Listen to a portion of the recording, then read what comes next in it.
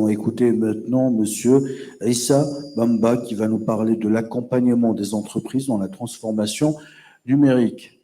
Soyez les bienvenus et c'est à vous la parole. Donc, vous avez 15 minutes pour nous parler de cet accompagnement et nous allons bien sûr ouvrir le débat tout à l'heure avec le public. OK. Mesdames et messieurs, bonsoir. Je suis très, très heureux d'être avec vous aujourd'hui. C'est la première fois que j'arrive en Algérie et je suis émerveillé par ce que je vois. Et quand on est en Côte d'Ivoire, on dit que l'Algérie, c'est un grand, grand, grand pays d'Afrique et je vois la confirmation. Okay. Bienvenue à vous. Alors, donc, je suis Issa Bamba. Je suis le directeur commercial d'IT Comp pour l'Afrique. IT Comp est une société très bien connue ici et qui fait de bons résultats. Et j'ai travaillé pendant 7 ans pour Oracle University et j'avais pour mission d'aider les entreprises à former leurs employés partout, en Afrique de l'Ouest et en Afrique centrale. Et quand on parle de transformation numérique, on parle d'un ensemble de projets et au cœur de ces projets, il y a de la formation. Et je voudrais, avec vous, partager trois problèmes que l'on peut rencontrer dans un projet de transformation numérique. Alors, le premier problème, c'est le problème du budget. Quand on a un projet informatique, on prévoit le budget. Mais est-ce qu'on prévoit un budget pour la formation? Je vais y répondre. Deuxièmement, je vais vous parler de la relation que les patrons et les employés ont par rapport à la question de la formation. Certains employeurs pensent que la formation n'est pas une bonne chose. Et enfin, je vais vous parler de la formation, qui est perçue par de nombreux employés comme synonyme de voyage. Vous voyez? Alors, pour moi, j'aimerais vous dire que si vous voulez réussir vos projets de transformation digitale, vous devez mettre au cœur du projet la formation. La formation doit être présente au début du projet, la formation doit être présente au milieu, pendant le projet, et la formation doit être également présente à la fin du projet. On dit qu'un être humain doit apprendre en permanence. Et vous savez également que les technologies évoluent constamment. Donc, lorsque vous implémentez un projet, vous devez familiariser les équipes qui sont en charge de l'exécution du projet, mais vous devez familiariser les bénéficiaires du projet des problématiques. Vous devez donc les former. Okay? Mais l'une des choses que j'ai entendues pendant les projets, c'est qu'il n'y a jamais de budget de formation. On me dit, Issa, bon, on a le budget pour les licences, on a le budget pour les hardware, mais il n'y a pas de budget de formation. C'est un gros problème. Ou bien, on me dit, Issa, le budget existe, mais il est insuffisant. S'il est insuffisant, comment moi, dont le métier est de vous aider à tirer profit de votre projet, à réussir votre projet, comment je peux vous aider à mettre la formation à votre disposition pour que vous puissiez, si le budget est insuffisant? Et puis enfin, quand il y a le budget, on dit, Issa Bamba, le budget a été utilisé à d'autres fins. Donc, l'une des choses que vous allez constater, c'est que dans les projets, la formation est considérée comme la 5e roue du carrosse. C'est une option, ce n'est pas important.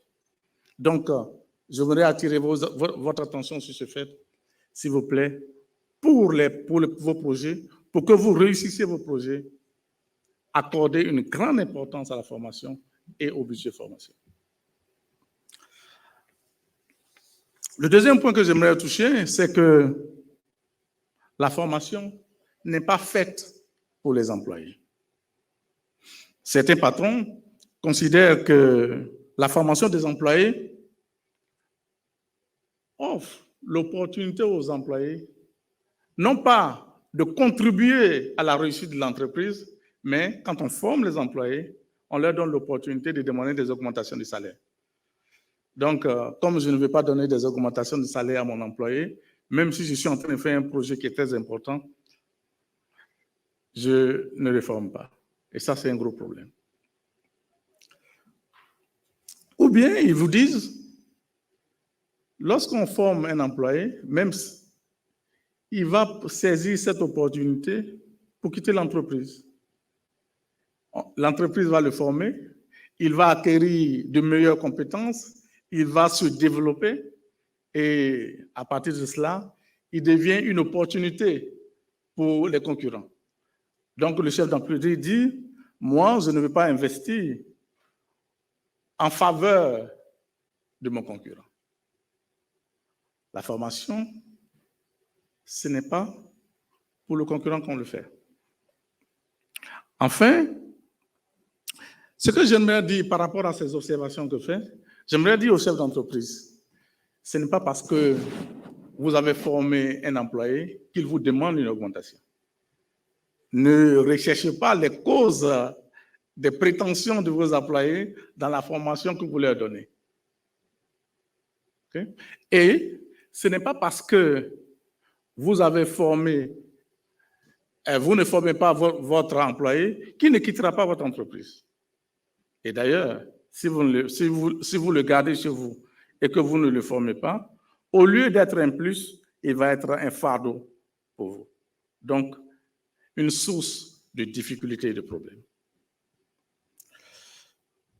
Enfin, sur ce sujet, j'aimerais dire que la formation n'est pas pour l'employé. Elle est pour le bien de l'entreprise. Et surtout, la formation, il faut le garder en tête, on l'a fait pour le client. C'est pour servir le client.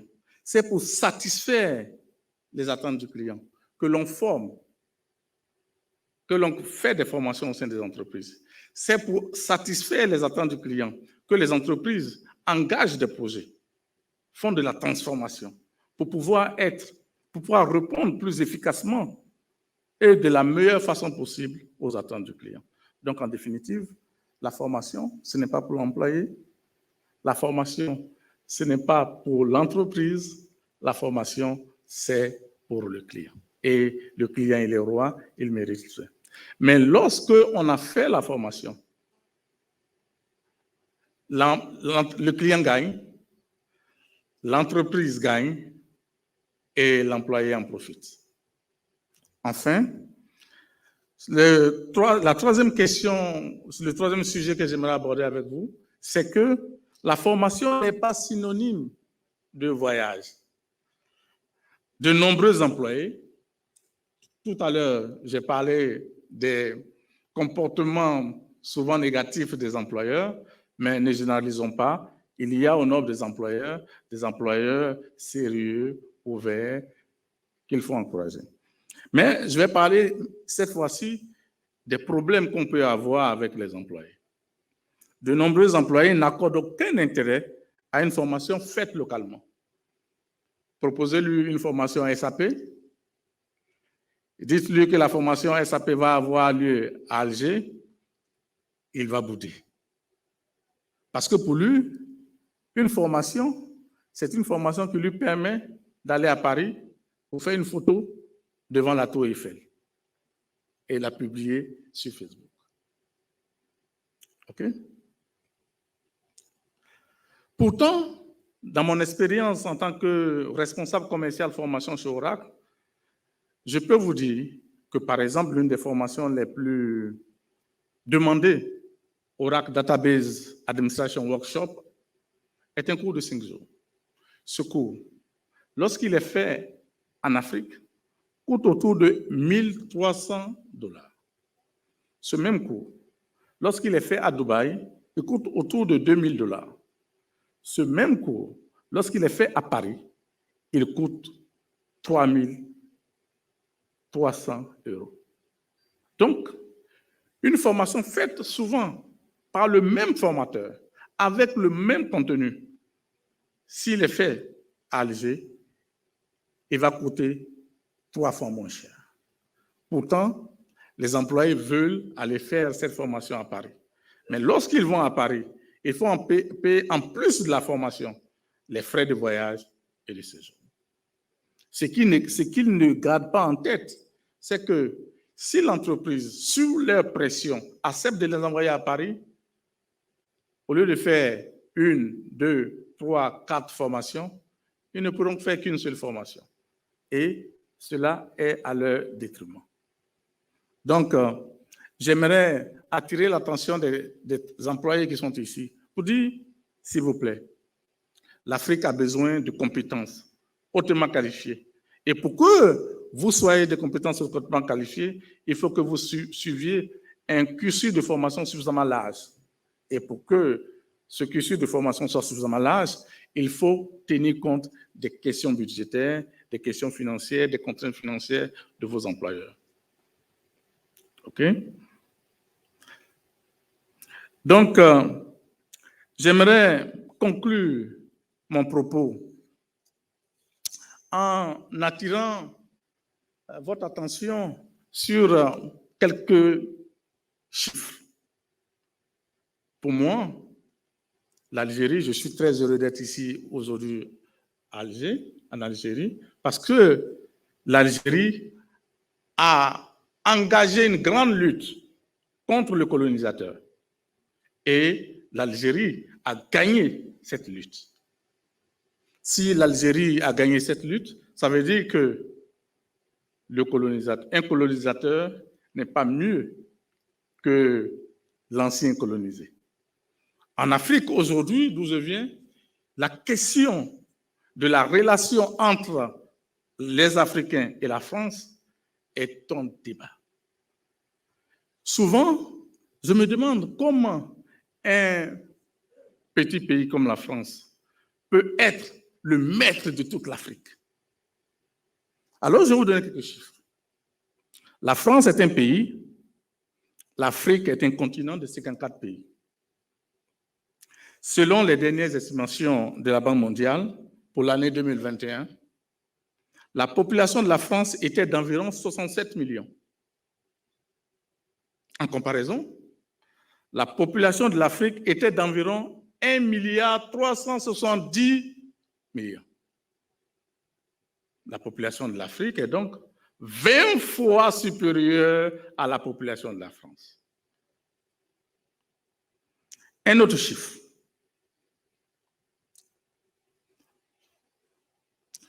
Mais on voit donc que de façon, pour ce qui concerne la population, nous sommes 20 fois plus nombreux que les Français. Je vais parler du PIB.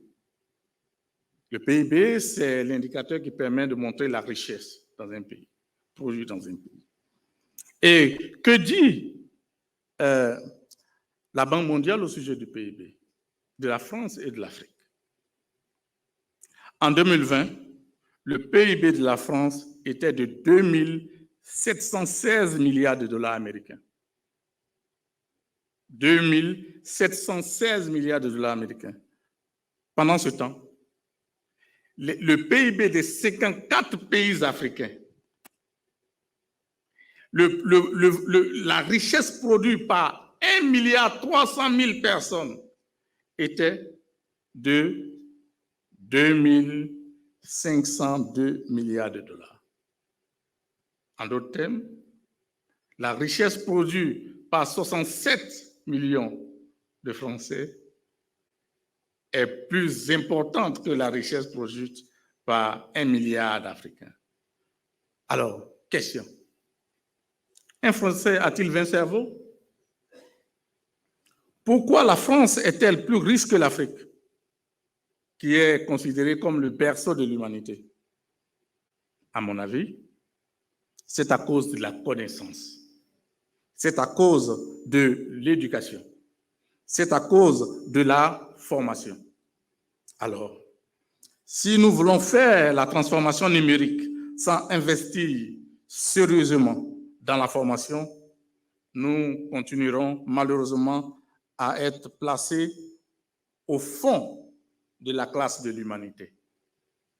Est-ce ce que nous voulons? Je vous remercie. Merci. Merci beaucoup.